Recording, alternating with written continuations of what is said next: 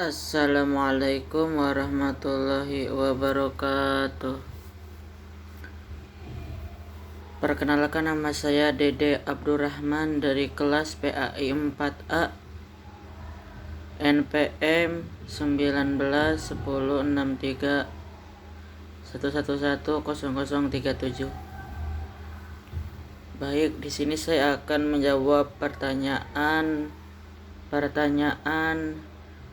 daripada audiens tentang materi, yaitu tentang sholat Jumat.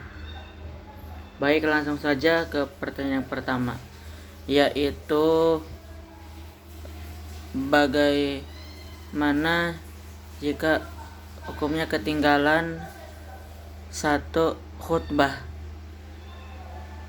Baik, juga saya akan menjawab pertanyaannya langsung sesuai diterangkan di dalam kitab, bahwa ketika sholat zuhur itu 4 rakaat, dan ketika sholat Jumat itu 2 rakaat. Nah, penggantinya itu dari 2 khutbah itu, ya. 2 khutbah itu pengganti dari 2 rakaat sholat Jumat. Lalu selanjutnya, bagaimana jika ketinggalan satu khutbah? Maka jika ketinggalan satu khutbah maka tidak apa-apa, ya. Juga hukumnya langsung digabung dengan pertanyaan kedua, yaitu hukumnya mendengarkan khutbah, yaitu sunnah. Ada yang ulama mengatakan sunnah dan juga yang mengatakan mubah, ya, boleh.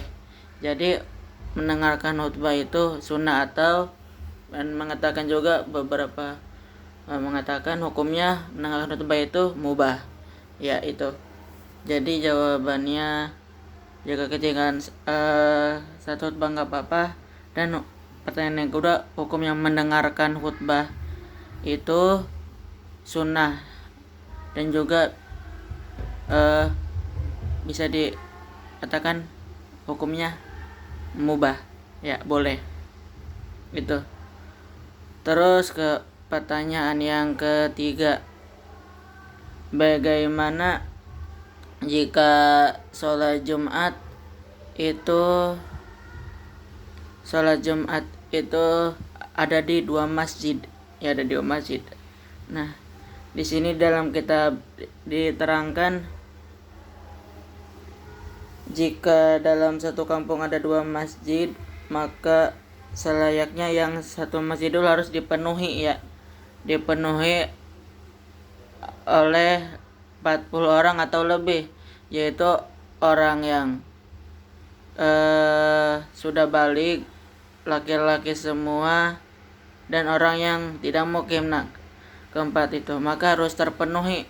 Jadi yang masjid itu harus terpenuhi oleh yang syarat 4 itu. Jika kurang dari 4 syarat itu, masjidnya masih tidak penuh, maka tidak boleh dilanjutkan atau tidak boleh diadakan 2 masjid.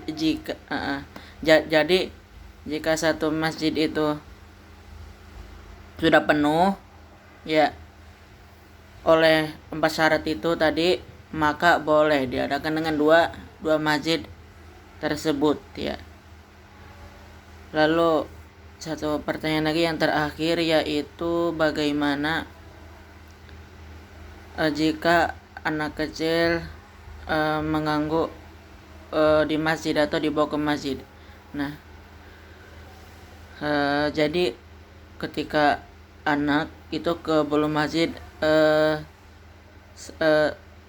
dianjurkan atau seharusnya sebelum masjid itu diberi peringatan dulu, diberitahu dulu, jangan mengganggu, jangan berisik, ya.